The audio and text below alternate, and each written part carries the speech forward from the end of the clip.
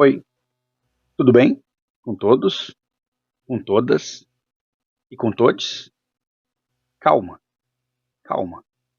Não desliga o vídeo ainda. Eu vim falar justamente sobre isso.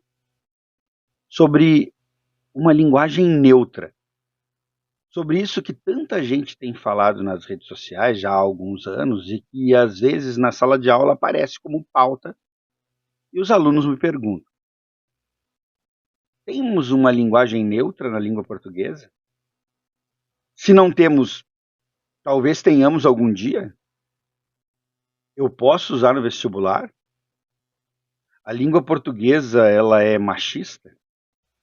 Então a gente tem recebido uma quantidade enorme de dúvidas de pessoas que nos circulam, principalmente nós que trabalhamos com linguagem, com linguística, com língua portuguesa, e eu separei, né, algumas informações para trazer para vocês, partindo do ponto de vista da linguística, né, da língua portuguesa como ciência e não simplesmente como opinião.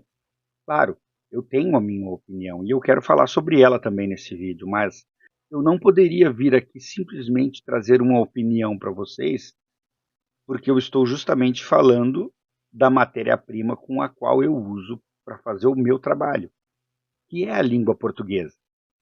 Primeiramente, já que a gente está falando em linguagem neutra, e a gente também poderia chamar de linguagem não binária, eu acho inclusive que seria um termo mais adequado para referir a essa linguagem, né, que fala todes, amigues, e que a gente percebe que existe todo um diálogo político-ideológico por trás dessa conversa. A gente tem que primeiro entender que a língua portuguesa ela é uma língua viva. A língua portuguesa ela se transforma constantemente. A língua portuguesa ela não é como uma ciência exata, onde eu tenho três objetos e ao contá-los eu vejo três. Se eu juntá-los novamente em outro lugar, eu vou contar e vou ver três. A língua portuguesa não funciona assim. A língua portuguesa, o três em determinado lugar vai ser outra expressão. Se nós pensarmos mesmo no Brasil, eu tenho um três aqui, eu tenho três ali, eu tenho três em outro lugar, mas continua sendo três. Bom, vamos entender essa língua metamorfósica, né? Que é a língua brasileira, português brasileiro, na verdade em todas as línguas, mas vamos entender de onde ela vem, tá? Rapidamente eu vou tentar fazer isso. Então a língua portuguesa, ela vem da Itália, né? Aquela região ali do Lácio, que no período da expansão romana, né, lá naquela região nós tínhamos dois latins, né, o latim culto e o latim vulgar. O latim culto falado pelos nobres, pela igreja, né, pelas pessoas que tinham uma situação social, política mais pungente, digamos assim. Enquanto a população e os soldados, por exemplo, romanos, eles falavam um latim que a gente chamava de latim vulgar. Não se trata de latim, não estou falando de mais certo ou mais errado. São linguagens diferentes, o latim culto e o latim vulgar. Bom, durante a expansão romana, esses soldados que falavam latim vulgar se espalharam ali pela Europa, e por outras regiões do globo, inclusive, mas principalmente pela Europa, e chegaram ali na Península Ibérica. Eu estou falando de 218 anos antes de Cristo, então faz muito tempo. Levando esse latim vulgar para lá, e esse latim se misturou com os dialetos já falados naquela região da Península Ibérica, onde hoje estão ali Portugal e Espanha. Esse latim vulgar se misturou, logo chegaram ali as invasões germânicas, e trouxe mais uma influência, né, para essa mistura do latim vulgar com os dialetos locais, mais a influência germânica. Depois teve a invasão árabe, né, lá na Península Ibérica. Mais uma vez, esse latim vulgar com o germânico, com as línguas nativas, mais o árabe. E aí a gente tem ali uma construção de um idioma inicial, que seria esse português arcaico, esse português antigo, falando lá de século, estou falando lá do ano 1000 e alguma coisa.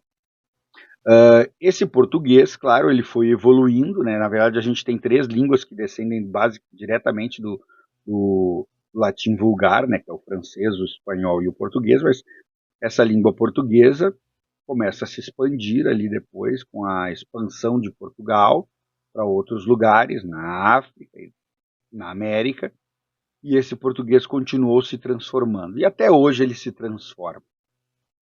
Então vocês viram que a nossa língua portuguesa ela é uma língua que passa constantemente por transformações e ela se origina nesse processo de transformações. A língua portuguesa ela é essencialmente uma língua transformada.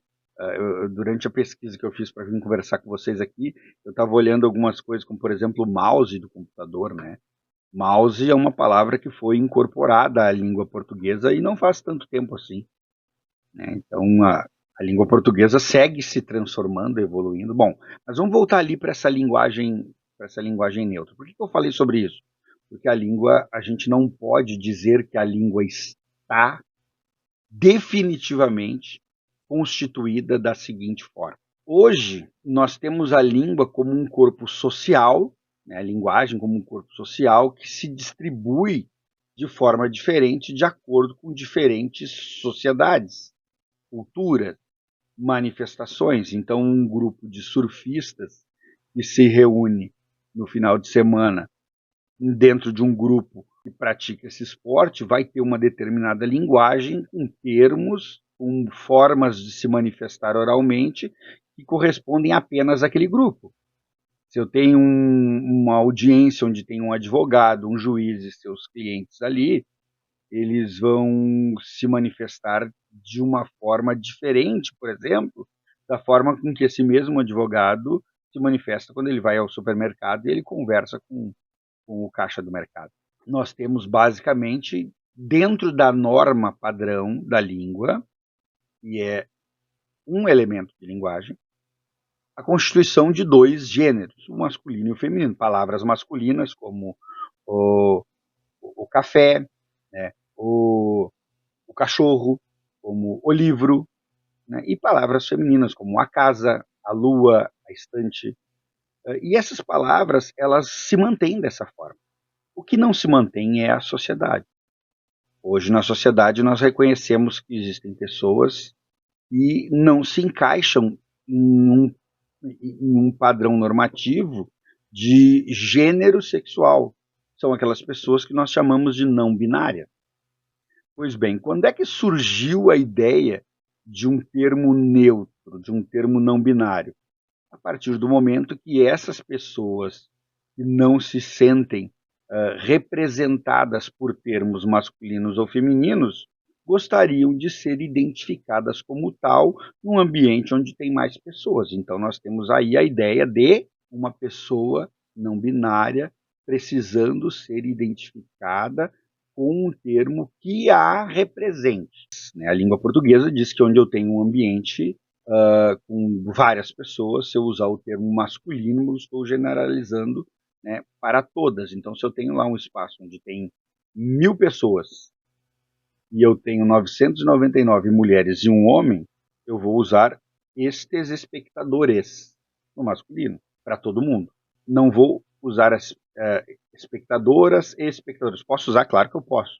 Mas se eu falar os espectadores, mesmo que seja 999 mulheres e um homem, ok, eu estou contemplando a todos. Mas o lance é que quando eu tenho uma pessoa que não se identifica com nenhum desses 2 gêneros, ela não vai se sentir representada. E foi aí, neste momento, em que essas pessoas começaram a ganhar voz e espaço, e elas, através do movimento organizado por elas e por pessoas próximas a elas e pessoas que as reconhecem e tiraram-nas da invisibilidade social, que perceberam que havia necessidade de uma forma de citá-las sem fazer a distinção de masculino ou feminino. Daí surgiu a ideia do gênero neutro. Eu posso usar o gênero neutro? Bom, posso. Nada me impede. E nós vemos pessoas usando E elas continuam usando. E tudo bem. Onde é que eu não posso usar? Bom, eu tenho que tomar alguns cuidados. Então, por exemplo, nos lugares onde é necessária a utilização da norma padrão, da gramática normativa, eu não posso usar o gênero neutro, porque isso não existe dentro da norma padrão gramatical da língua portuguesa brasileira. Então, se eu vou fazer uma prova do Enem, se eu vou fazer um vestibular, se eu vou preencher alguma ficha, por exemplo, buscando uma vaga de emprego, se eu vou fazer um concurso público, nesses lugares, me permitam servir o chimarrão, nesses lugares eu não vou usar terminologias neutras, não binárias, porque esses lugares exigem a utilização da língua neutra, da língua padrão normativa de acordo com a gramática brasileira. Nos lugares onde não é necessário obrigatoriamente o uso da linguagem normativa, eu posso, claro que eu posso. Então, se a pessoa utiliza lá o seu Instagram, né, para se comunicar com pessoas e ela identifica a necessidade de se explorar uma linguagem neutra, porque entre o seu público há pessoas que não se identificam com o masculino e feminino, eu posso usar. Numa roda de conversa informal, eu posso usar.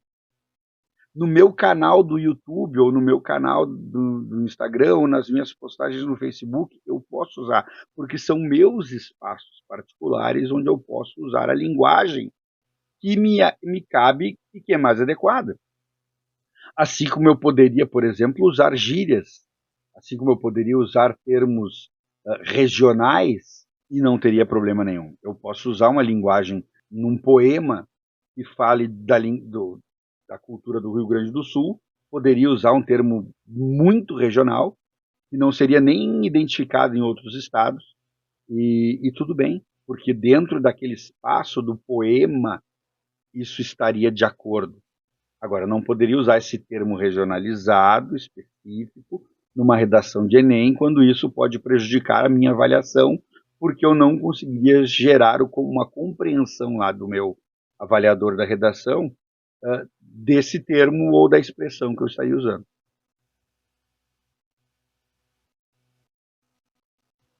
Então, se eu disser aqui para vocês, né, e aí é um termo bem aqui do Rio Grande do Sul, que está um frio de renguear Cusco, e se eu usar isso num texto informal, num conto, num poema, numa postagem de rede social, tudo bem, porque eu estaria me comunicando e atendendo, mas eu não poderia usar esse termo desta forma numa redação quando eu quisesse dizer que está muito frio. Né? É um frio intenso. Entendem? A linguagem neutra, a comunicação neutra funciona desta maneira. Entre as perguntas que me fazem, precisa de pronome neutro? Para mim, não. Por quê? Porque eu me identifico com o gênero masculino. Então, para mim, não se faz necessário. Agora, eu não posso deixar de reconhecer a importância de pessoas que não se encaixam em nenhum gênero de se sentir representadas. Para mim, não é necessário. Mas eu reconheço que para algumas pessoas, sem dúvida nenhuma, é necessário. Para que elas se sintam representadas no momento em que existe uma interlocução. Então é uma tentativa das pessoas não binárias se sentirem representadas. Vai existir isso na língua portuguesa? Existe a possibilidade de ser incorporado à gramática normativa, à língua culta, padrão, norma da língua portuguesa brasileira? Não sei. Não tem como saber. Por que não tem como saber? Porque a língua ela é viva e ela costuma seguir os caminhos que a sociedade vai lhe apontando. A língua portuguesa ela funciona desse jeito. Ela não funciona como eu quero ou como tu queres. Então não é o fato de eu achar que a linguagem neutra é necessária que ela vai acontecer. Assim como não é o fato de que a uma ou outra pessoa ache que ela não é necessária, que ela não vai acontecer. Esse movimento que a gente vê hoje sobre linguagem neutra, ele é muito mais político-ideológico do que sobre linguagem. A linguagem, ela se autorregula de acordo com o que a sociedade faz uso da linguagem. Não somos nós que determinamos, não é uma pessoa que vai lá e simplesmente vai determinar isso ou aquilo, né? A língua, ela vai acontecendo. Todo mês, vocês não sei se vocês acompanham, mas se vocês procurarem lá no site da Academia Brasileira de Letras, que é quem propõe ao Congresso Nacional mudanças de acordo com a utilização da língua, né? A gente tem lá palavras que são inclusas no nosso idioma todo mês, palavras novas que vão sendo incorporadas. Não é por decisão da Academia Brasileira ou do Congresso, mas do uso da língua que é observado por cientistas que estudam a língua portuguesa e que apresentam esse estudo ao Congresso, e aí o Congresso recebe essa pesquisa, analisa através de comissões específicas para isso, e aí diz, ok, realmente nós não temos como discutir, isso está acontecendo. Então é isso, nós não temos simplesmente como impedir ou também não temos como incorporar. Eu, pessoalmente, não acredito que venha a acontecer logo, né? Porque a língua ela funciona como se fosse um prédio, digamos assim, e ela tem uma estrutura, e quando nós temos um prédio, é muito difícil mexer na estrutura. A gente pode trocar as janelas, a gente pode mexer nas cores, a gente pode trocar as pessoas, mas a estrutura é muito complexo que seja mexido justamente para que ela não venha a ruir. Assim como muitas línguas ruíram com o passar do tempo, né, por causa das transformações. Então, entende? Não é simples. Então, eu não acredito que essa incorporação de uma linguagem neutra venha a acontecer em breve, mas ela é possível, sim, em um futuro, né? Assim como pode não acontecer, assim como daqui a alguns anos não se questione, não se use, não se busque mais nada relativo à linguagem neutra, porque as próprias pessoas que hoje buscam na linguagem neutra uma forma de representatividade, podem reconhecer que o uso do pronome masculino contempla todos. Eu falo todos, eu estou falando para homens, para mulheres e para pessoas não binárias. Não tem como a gente prever isso. Não é a pessoa que defende que vai fazer acontecer e não é a pessoa que condena que vai fazer com que não venha a acontecer. Tá? Bom, uma outra coisa que me perguntaram, se a língua portuguesa ela é machista, vamos fazer a seguinte análise. A linguagem é um reflexo de um determinado grupo específico, mas a língua, ela representa a sociedade onde ela está inserida. A partir do momento em que eu posso colocar, e eu já dei esse exemplo, mas vou repetir, né, 999 mulheres e um homem, e usar um pronome masculino para contemplar a todos, eu tenho 999 mulheres e um homem, vou dizer, todos que estão nessa sala, sentem-se, por favor. Eu estou falando para o homem e para as 999 mulheres sentarem. Então, a língua em si, ela não é machista, mas ela é paternalista, porque na origem da constituição da nossa linguagem, ela se dá de forma paternalista. Eu digo, as pessoas são machistas, mas a língua ela é paternalista, porque a língua ela entende que o masculino contemplaria todo. Só para ilustrar para vocês, né, eu sei que para algumas pessoas isso é bem difícil, a compreensão ou a aceitação dessa possibilidade da existência de uma língua neutra. Nós falávamos na língua portuguesa vossa mercê. Vossa mercê foi se transformando para vós-me-cê, depois vossum-cê, depois você. E hoje, se eu escrever no meu WhatsApp, na hora de mandar uma mensagem, se eu escrever aqui, ó, VC, a pessoa que está lendo sabe o que eu quero dizer com isso.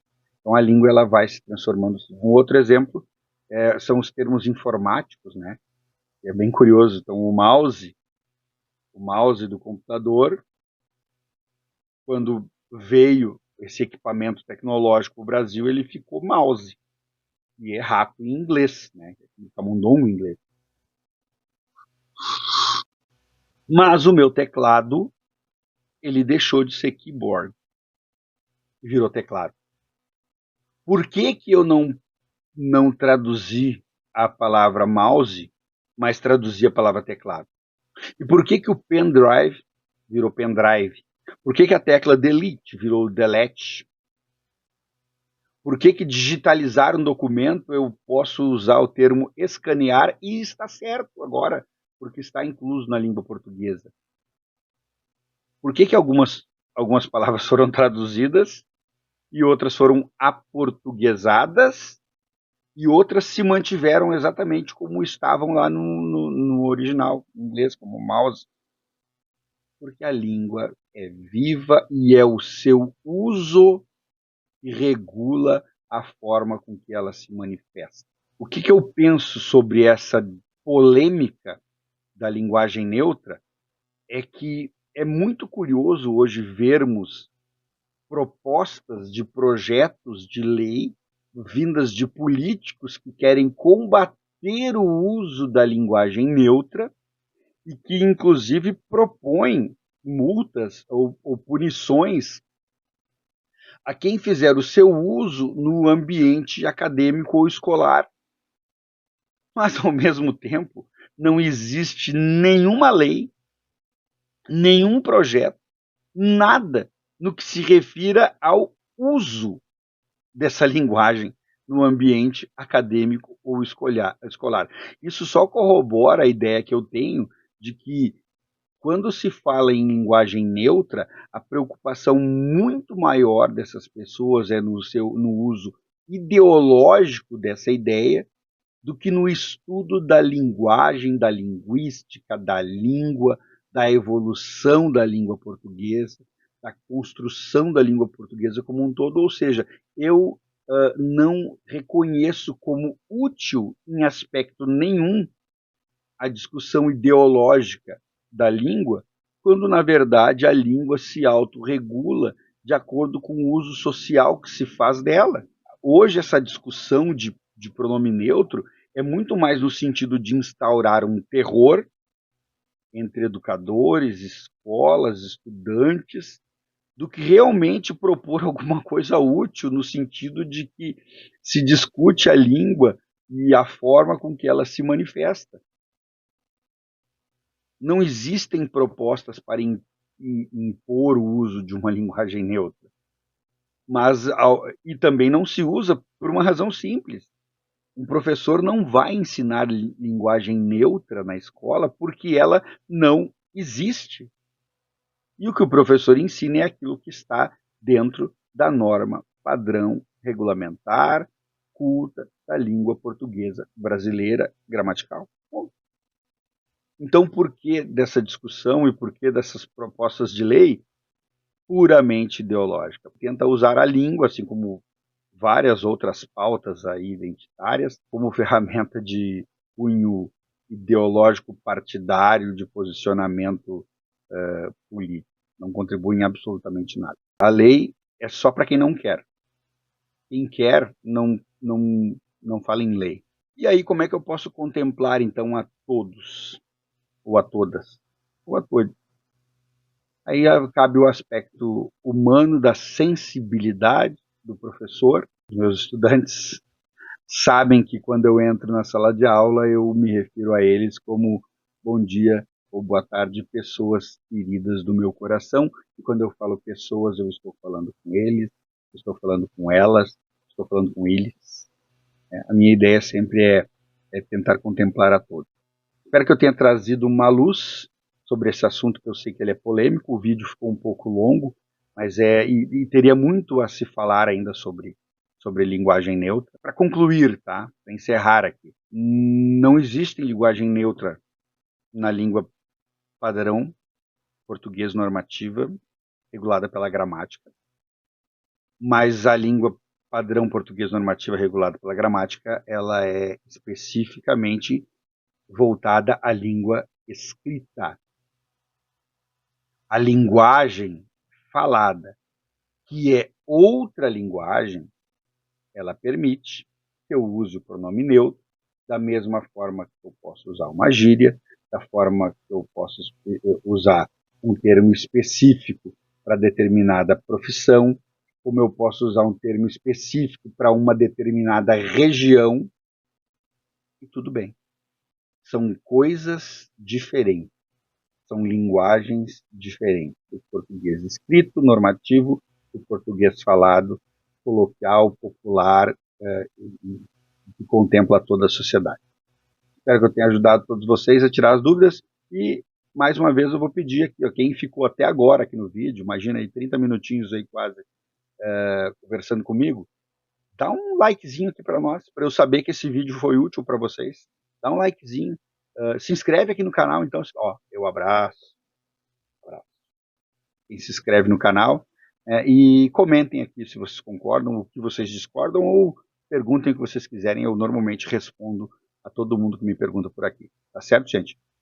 Grande beijo para vocês e até a próxima.